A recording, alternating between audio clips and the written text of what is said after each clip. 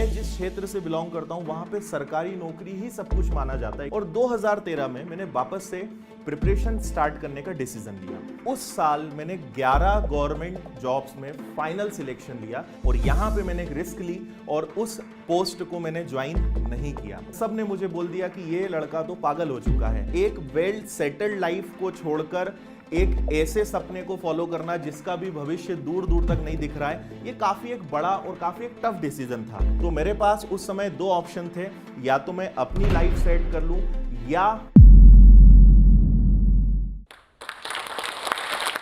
अगर लाइफ में मैंने रिस्क नहीं ली होती तो शायद मैं कभी सक्सेसफुल नहीं हो पाता। अगर लाइफ में कभी मैं अपने कंफर्ट जोन से बाहर नहीं निकलता तो शायद मैं आज इस मंच पर नहीं पहुंच पाता। नमस्कार दोस्तों, मेरा नाम है आदित्य पटेल। मैं एक एजुकेटर हूं, विनर्स इंस्टीट्यूट का फाउंडर हूं, साथ ही एक लाइफ लॉन्ग लर्नर हूं। आज मैं अपने जीवन की 3 ऐसी रिस्क की कहानी आपको सुनाने जा रहा हूं जिसने मेरी जिंदगी बदल दी, साथ ही मुझे जीवन में एक सक्सेस मंत्र भी दे दिया। मेरा जन्म मध्य प्रदेश के हरदा जिले के छोटे से गांव सोडलपुर में हुआ है। लगभग मैंने अपने जीवन के बचपन का शुरुआती कुछ वर्ष हरदा के एक छोटे से शहर खिरकिया में बिताया। उसके बाद फिर हमारी पूरी फैमिली हरदा में शिफ्ट हो गई। उसके बाद पिछले लगभग 11 वर्षों से मैं इंदौर शहर में रह रहा हूं। बचपन से ही जैसे हमारी समाज में कहा जाता है कि एक डब्बू किस्म का बच्चा, तो मैं बचपन से एक डब्बू किस्म का बच्चा रहा हूं कि किसी ने कहा कि खड़े हो जाओ तो खड़े हो गए, किसी ने कहा बैठ जाओ तो बैठ गए। लगभग 11th तक मैंने अपनी लाइफ का शायद ही कोई डिसीजन लिया होगा, लेकिन 11th के बाद कुछ ऐसे चेंजेस आए, तब मुझे महसूस हुआ कि नहीं, मुझे अगर अपनी लाइफ में कुछ करना है, कुछ बड़ा बनना है, तो मुझे अपने डिसीजन खुद लेने होंगे। एक छोटा सा इंसिडेंट मैं आपके साथ शेयर करूंगा। जनरली 11th के बाद 12th में कोई भी अपना स्कूल चेंज नहीं करता है, लेकिन मैंने 11th के बाद अपना 12th का स्कूल चेंज किया क्योंकि मुझे एक ऐसे स्कूल की तलाश थी जहां मुझे रोज ना जाना पड़े। आपके मन में एक क्वेश्चन जरूर आ रहा होगा कि जब सब कुछ सही था तो स्कूल बदलने की जरूरत क्या थी। मैं आपको यहाँ कारण बताना चाहूंगा। मेन चीज ये थी कि हमें स्कूल भी जाना होता है, ट्यूशंस भी जाना होता है, और स्कूल में जो एजुकेशन हमें मिल रहा था वो बहुत ज्यादा यूजफुल नहीं था। तो मुझे वहां से समझ में आया कि मैं सिर्फ अपना टाइम वेस्ट कर रहा हूं। अगर ट्यूशन की स्टडी ही काम आनी है तो फिर स्कूल जाने की जरूरत ही नहीं है, और मैंने वहां से स्कूल चेंज करने का डिसीजन लिया। यहां पे एक और बहुत बड़ा लेसन मैंने सीखा कि अगर लाइफ में मुझे कुछ करना है, सो थ्योरेटिकल नॉलेज हमारे किसी काम का नहीं है। अगर हमें सक्सेसफुल बनना है तो प्रैक्टिकल नॉलेज हमें गेन करना पड़ेगा। इसीलिए आफ्टर 11th मैंने इंग्लिश सीखने पर काम किया, पर्सनालिटी डेवलपमेंट पर काम किया। एक समय था कि मैं लोगों के सामने बोल ही नहीं पाता था। अगर स्कूल में कोई मुझसे कहता था कि आपको कल अपना इंट्रोडक्शन देना है तो 4 दिन तक स्कूल जाना ही नहीं था, ये कंफर्म था। लेकिन आज मैं हर दिन हजारों बच्चों को पढ़ाता हूं पूरे कॉन्फिडेंस के साथ। तो इसके पीछे पूरा क्रेडिट जाता है प्रैक्टिकल नॉलेज को। सो हम थ्योरेटिकल नॉलेज को साइड करते हुए अगर प्रैक्टिकल नॉलेज पे फोकस करते हैं तो हम डेफिनेटली लाइफ में बहुत सारी सक्सेस अचीव कर सकते हैं। लोगों ने काफी विरोध किया, मेरे घर वाले भी मुझे काफी परेशान करने लगे, बाकी दोस्तों ने भी काफी परेशान किया। सब ने मुझे बोल दिया कि ये लड़का तो पागल हो चुका है। लेकिन मैंने अपने घर वालों को, सभी लोगों को एक ही चीज कही कि आप बस मुझे एक चांस दीजिए, मैं बहुत अच्छे परसेंटेज बनाकर आपको दिखाऊंगा और बहुत अच्छा परफॉर्म करके दिखाऊंगा। और आखिरी में वही हुआ। बहुत अच्छा, मैंने अपनी पूरी लाइफ का सबसे बेस्ट परफॉर्मेंस 12th में दिया। और यहां से मुझे लाइफ का एक बहुत इंपॉर्टेंट मैसेज मिला कि अगर हम कभी रिस्क लेते हैं तो उसे प्रूव करने में हम अपनी पूरी ताकत लगा देते हैं। मतलब ये हमारी एक जिद हो जाती है, जिद बन जाती है कि अब तो इसे मुझे करके दिखाना है, क्योंकि बहुत लोगों की नजर मुझ पर है। तो यहां से मेरे लाइफ में टर्निंग्स आए, यहां से मैंने कई सारे टफ डिसीजंस लेने का निर्णय लिया और इसके आगे फिर मैं अपने जीवन को पूरा बदल चुका होता हूं। इसके बाद 12th मैंने कंप्लीट किया। अब सबसे बड़ा मेरे सामने क्वेश्चन मार्क था कि आगे अब क्या करना है। मैंने वहां पे मेरे दोस्तों को देखा। उस समय state bank of India clerk का नोटिफिकेशन आया हुआ था, मेरे सारे फ्रेंड्स ने उसका फॉर्म भर दिया। तब तक मुझे कॉम्पिटिटिव एग्जाम्स के बारे में कुछ नहीं पता था कि मुझे कॉम्पिटिटिव एग्जाम्स की प्रिपरेशन करनी है, कैसे होती है, एसएससी क्या होता है, बैंकिंग क्या होता है, नो आइडिया एट ऑल। क्योंकि मेरे दोस्तों ने फॉर्म भर दिया था और उन्होंने कहा कि तुम भी फॉर्म भर दो, और मुझे उस समय तक सिलेक्शन लेने के लिए फॉर्म नहीं भरना था, क्योंकि कॉम्पिटिटिव एग्जाम्स के जो एग्जाम्स जो होते हैं वो बड़े शहरों में होते हैं। मेरे पास एक चांस था बड़े शहर जाने का, घूमने का और बाकी दोस्तों के साथ एक ट्रिप करने का। जस्ट मैंने फॉर्म भर दिया, लेकिन फॉर्म भरने के बाद मैंने देखा कि वो लोग जब स्टडी कर रहे हैं तो मुझे भी उनके साथ स्टडी करने में इंटरेस्ट आने लगा। मुझे लगा कि ये बहुत अच्छा है, मैथ्स है, रीजनिंग है, इंग्लिश है, इसे सीखने में काफ़ी मज़ा आने लगा। मैंने डिसाइड करा कि अब तो मुझे इस एग्ज़ाम को क्लियर करना ही है। हम सबसे पहले भोपाल गए, वहाँ हमने एग्ज़ाम दिया, प्री मैंने क्लियर किया। इसके बाद इंटरव्यू उस समय होता था, इंटरव्यू मैंने क्लियर किया और 18 ईयर्स में, 18 साल की उम्र में मैंने सबसे पहला गवर्नमेंट जॉब क्रैक किया, जो state bank of India clerk था। और यहाँ से मुझे समझ में आया कि अगर हम किसी चीज़ को टारगेट बना लें, अगर हम एक जिद बना लें, तो हर चीज को अचीव करना पॉसिबल है। यहां पे मैं आपके साथ एक चीज जरूर शेयर करूंगा कि ये जो मैंने प्रिपरेशन की थी मात्र 2 से 3 महीने की थी, क्योंकि 2 या 3 महीने बाद ही इसका एग्जाम था। लेकिन इन 2-3 महीने में जो मेहनत हमने करी है वो मुझे आज तक काम आती है। सुबह 5 बजे से लेकर रात के 10 बजे तक मैं पढ़ाई करता था और शायद इसी का रिजल्ट था कि 2 महीने में मैंने state bank of India clerk का एग्जाम क्लियर किया। मुझे सबसे फर्स्ट पोस्टिंग रायपुर छत्तीसगढ़ में मिली, लेकिन उस समय मुझे ऐसा लगा कि अगर शायद मैं और मेहनत कर लूं या और अच्छे से अपनी स्टडी पे फोकस करूं तो मैं और कोई बड़ा एग्जाम भी क्रैक कर सकता हूं। और यहां पे मैंने एक रिस्क ली और उस पोस्ट को मैंने ज्वाइन नहीं किया।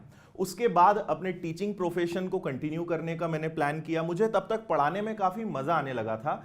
10th के बाद 11th 12th में मैंने बायो सब्जेक्ट लिया था। बाकी लोगों के कहने पे उन्होंने कहा था तुम्हें डॉक्टर बना देंगे, तो हमने सोचा ठीक है भाई डॉक्टर बन जाएंगे। लेकिन बाद में समझ में आया कि ये सब अपने बस का नहीं है, बहुत सारा डोनेशन लगेगा, बहुत सारा पैसा लगेगा और मेरी फैमिली उतना अफोर्ड नहीं कर सकती है। फिर मैंने टारगेट किया कि मैं, उस समय पारिवारिक स्थिति भी ऐसी थी कि मुझे छोटा मोटा जॉब करने की भी जरूरत थी। 6,000 रुपए महीने की एक छोटी सी जॉब, छोटे से टीचिंग प्रोफेशन से मैंने स्टार्ट किया। कुछ समय तक मैंने हरदा शहर में पढ़ाया, उसके बाद फिर मैं इंदौर शिफ्ट हो गया और यहां पर भी कई सारे इंस्टीट्यूट्स में मैंने पढ़ाना स्टार्ट किया।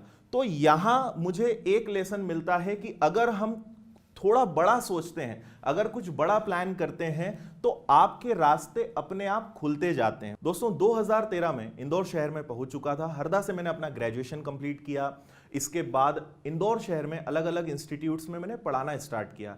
लेकिन 2013 में मेरी फैमिली की तरफ से और बाकी लोगों की तरफ से भी एक प्रेशर आने लगा कि कब तक ऐसा काम करोगे, क्योंकि मैं जिस क्षेत्र से बिलोंग करता हूं वहां पे सरकारी नौकरी ही सब कुछ माना जाता है कि अगर आपने लाइफ में सरकारी नौकरी ले ली मतलब आपने बहुत बड़ा काम कर दिया। लेकिन मेरा सपना कुछ और था। तब तक मुझे टीचिंग का एक पैशन बन चुका था कि मुझे टीचिंग को ही अपना करियर बनाना है। 2013 में जब मैंने प्रिपरेशन स्टार्ट की, उस समय भी मैंने सोचा कि नहीं, टीचिंग को मैं छोड़ूंगा नहीं। तो मैंने टीचिंग को पार्ट टाइम करा, 3-4 घंटे में पढ़ाता था और बाकी टाइम में अपनी प्रिपरेशन को देता था। क्योंकि मेरे बेसिक्स पहले से क्लियर थे, पहले ही मैं प्रिपरेशन कर चुका था, तो मुझे कॉम्पिटिटिव एग्जाम्स का काफ़ी आइडिया था।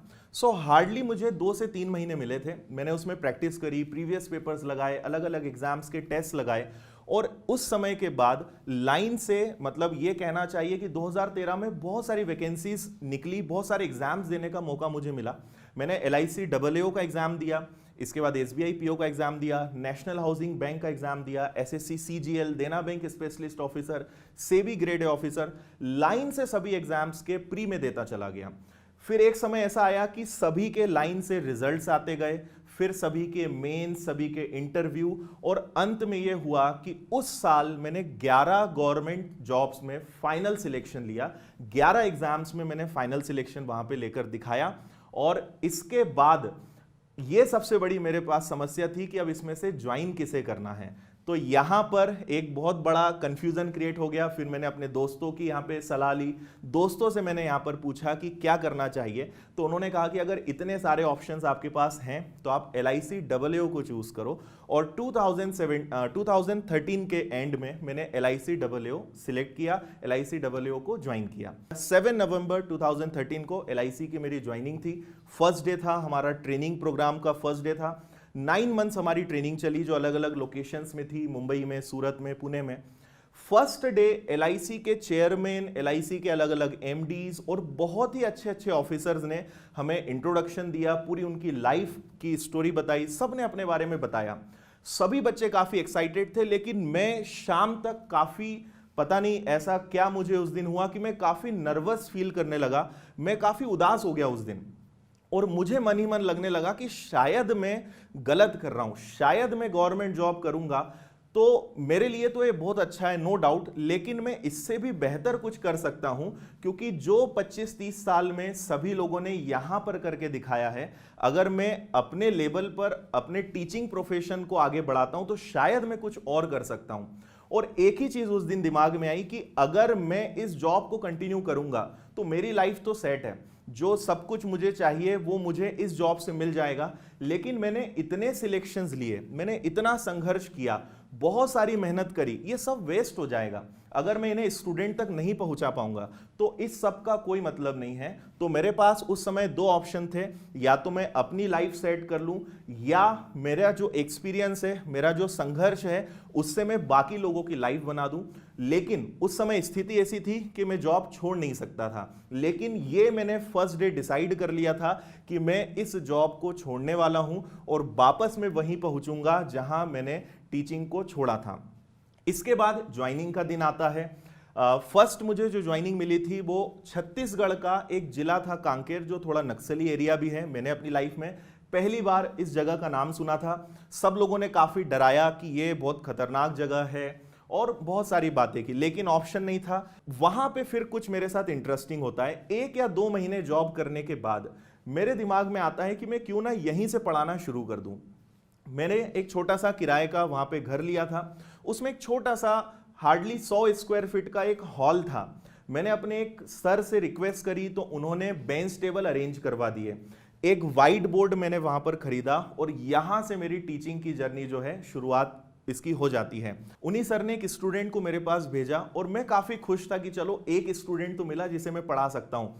उस स्टूडेंट को मेरा पढ़ाने का तरीका अच्छा लगा, अगले दिन वो अपने एक दोस्त को लेकर आ गया।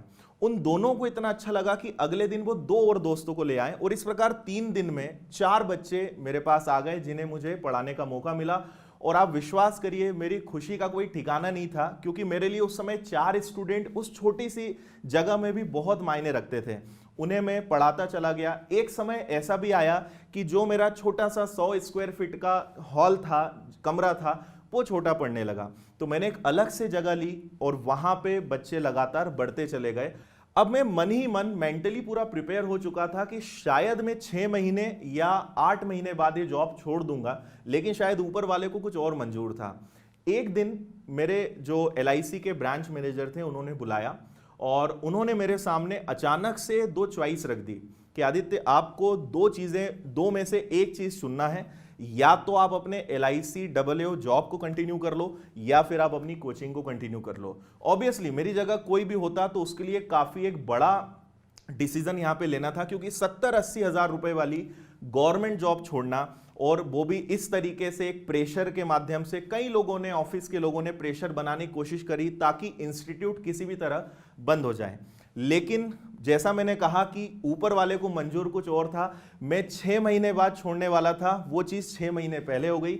मैंने बहुत ही मुस्कुराकर हमारे जो ब्रांच मैनेजर थे उन्हें जवाब दिया कि सर, अगर ऑफिस या मेरी गवर्नमेंट जॉब और मुझे अगर अपनी कोचिंग में से किसी एक चीज़ को चुनना है तो मैं अपनी कोचिंग को चुनूंगा, मैं इसके लिए अपनी गवर्नमेंट जॉब छोड़ दूंगा। शाम को मैंने रिजाइन दिया। अपना जो भी बॉन्ड था, क्योंकि 3 साल तक मिनिमम सर्विस LIC में करनी होती है, लेकिन मैंने उसके पहले छोड़ा, तो बॉन्ड का जो भी अमाउंट था वो मैंने जमा किया।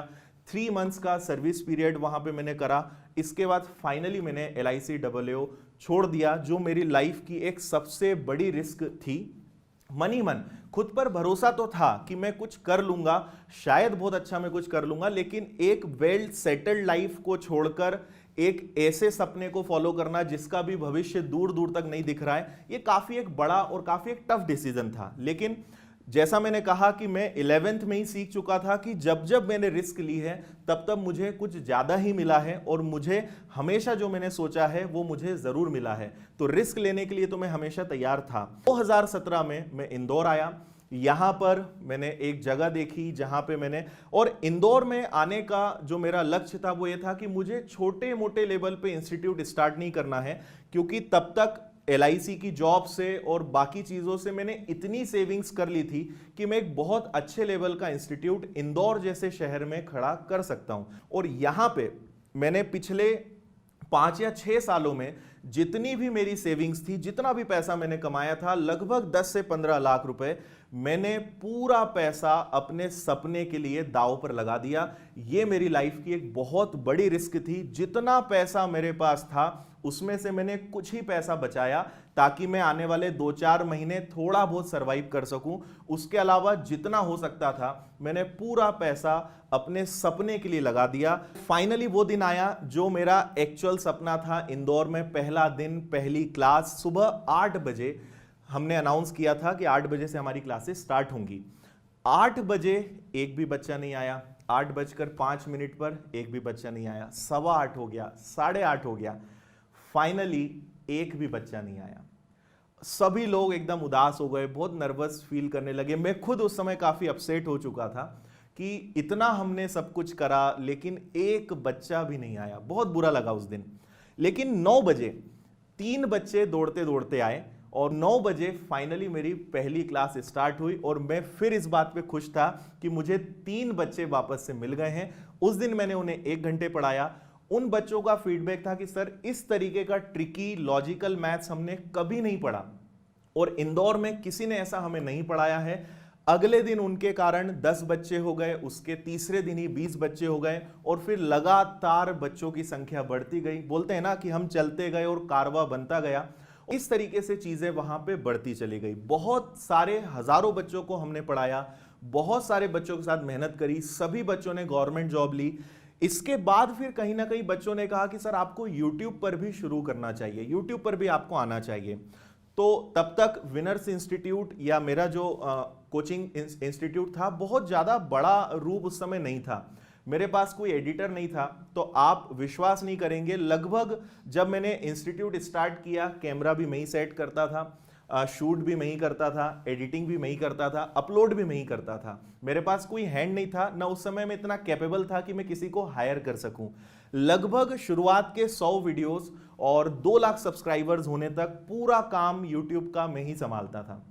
उसके बाद मुझे लगा कि हाँ, अब थोड़ा मैं हैंडल कर सकता हूं, थोड़ा मैनेज कर सकता हूं। फिर मैंने एडिटर रखा, धीरे धीरे पूरी टीम बनाई और YouTube की जर्नी स्टार्ट करी। आज 1.3 मिलियन से ज्यादा YouTube सब्सक्राइबर्स हमारी चैनल पर हैं और अभी मैं टोटल 4 चैनल्स बना चुका हूं।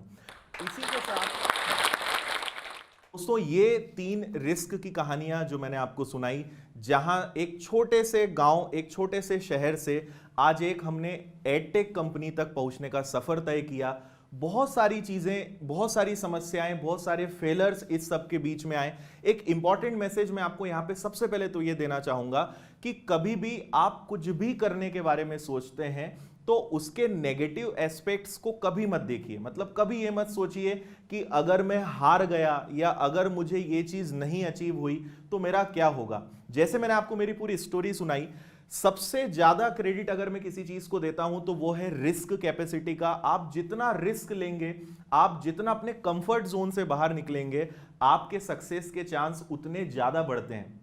जैसा मैंने आपसे कहा कि 2008 में अगर मैं state bank of India clerk एक छोटी सी पोस्ट को ज्वाइन कर लेता तो शायद आज मेरी कोई पहचान नहीं होती, शायद आज मेरी एक छोटी सिंपल लाइफ चल रही होती। लेकिन कुछ बड़ा चाहने की जो हमेशा से इच्छा थी, किसी बड़े टारगेट को अचीव करने की जो एक जिद थी, एक जुनून था, उसको फॉलो किया और आज एक छोटी मोटी पहचान इंडिया लेवल पे बनी है। मुझे अल्टीमेटली कहा जाए कि जैसा आप सोचेंगे वैसा आप बनेंगे।